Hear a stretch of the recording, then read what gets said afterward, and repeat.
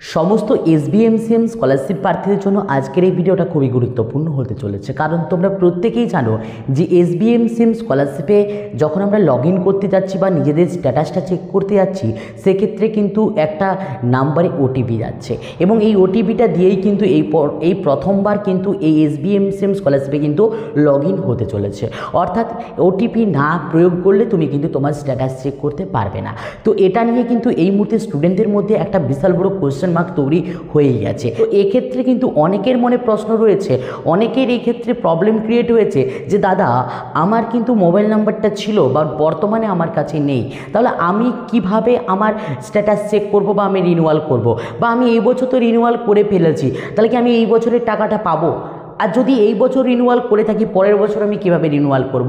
এই প্রতিটা প্রশ্নের উত্তর কিন্তু আমি আজকের এই ভিডিওতে তোমাদেরকে দিতে চলেছি। তাই তোমার মনেও যদি এই ওটিপি নিয়ে এতগুলো প্রশ্ন থেকে থাকে, তোমার জন্য কিন্তু গুরুত্বপূর্ণ হতে চলেছে আজকের এই ভিডিওটা। তাহলে কোনোরকম কোনো স্কিপ না করে ভিডিওটা কিন্তু শেষ পর্যন্ত দেখো। আর যদি চ্যানেলে প্রথমবার হয়ে থাকো, অবশ্যই রিকোয়েস্ট করব এরকম গুরুত্বপূর্ণ আপডেট সবার প্রথমে পাওয়ার জন্য চ্যানেলটিকে সাবস্ক্রাইব করে পাশ থাকা বেল আইকনে কিন্তু ক্লিক করে দাও। আর যদি ভিডিওটা ভালো লাগে অবশ্যই লাইক করো, আর কমেন্ট করে জানাতে ভুলো না তুমি কিন্তু কোন জায়গা থেকে এই ভিডিওটা দেখছো এবং তোমার এই মুহূর্তে স্কলারশিপ স্ট্যাটাস কী দেখাচ্ছে। তো চলো শুরু করা যাক আজকের ভিডিও।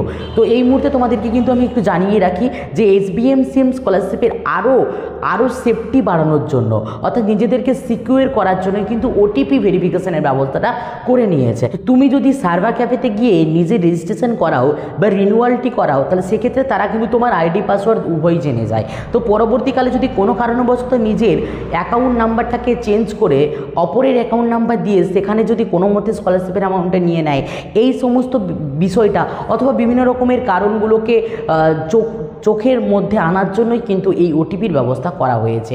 তো এক্ষেত্রে বিষয়টা হচ্ছে তোমার কাছে যদি রেজিস্ট্রেশন মোবাইল নাম্বারটা থেকে থাকে, তাহলে তোমার কোনো সমস্যাই হবে না। ওটিপি দিবে, রেজিস্ট্রেশন করবে, লগ ইন করবে, রিনিউয়াল করবে, এভরিথিং তুমি কিন্তু করে নিতে পারবে। কিন্তু সেই সমস্ত ক্যান্ডিডেটদের কাছে এই মুহূর্তে প্রবলেমটা রয়েছে যাদের এই মুহূর্তে ওই মোবাইল নাম্বারটা নিজের কাছে উপস্থিত নেই। তাহলে তাদের করণীয় কাজ কি রয়েছে? না, তাদের করণীয় কাজ হচ্ছে এই মুহূর্তে তোমরা যদি রিনিউয়াল ক্যান্ডিডেট হয়ে থাকো অথবা ফ্রেশ ক্যান্ডিডেট হয়ে থাকো, রিনিউয়াল এবং ফ্রেশ ক্যান্ডিডেটদের কাছে যদি ওই মোবাইল নাম্বারটা না থাকে, তাহলে কিন্তু তোমরা কোনো মতেই কিন্তু আর রিটার্নভাবে এর রিনিউয়াল করতে পারবে না। তো সেক্ষেত্রে তোমাদের করণীয় কাজ কি রয়েছে? তোমরা যদি এই বছর আবেদন করে থাকো, তোমরা কিন্তু 100% শিওর যে স্কলারশিপের টাকা তোমরা কিন্তু পেয়ে যাবে।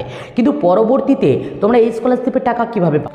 তো পরবর্তীকালে তোমরা কিন্তু এই স্কলারশিপের রিনিউয়াল কীভাবে করবে বা কী পদ্ধতি রয়েছে, তোমাদেরকে কি বিকাশ ভবন গিয়ে অ্যাপ্লিকেশন দিতে হবে কি না, এই বিষয়টা সম্পূর্ণ এখনও পর্যন্ত কিন্তু তথ্য আমার কাছে এসে পৌঁছায়নি। তো যেই মুহূর্তে এই তথ্যটা আমার কাছে এসে পৌঁছাবে, তোমাদেরকে কিন্তু ভিডিওর মাধ্যমে আমি এই চ্যানেলেই কিন্তু জানিয়ে দেবো। তাই এই সম্পর্কে জানার জন্য, সবার প্রথমে জানার জন্য অবশ্যই চ্যানেলটিকে সাবস্ক্রাইব করে পাশ থাকা বেল আইকনে কিন্তু ক্লিক করে রাখো।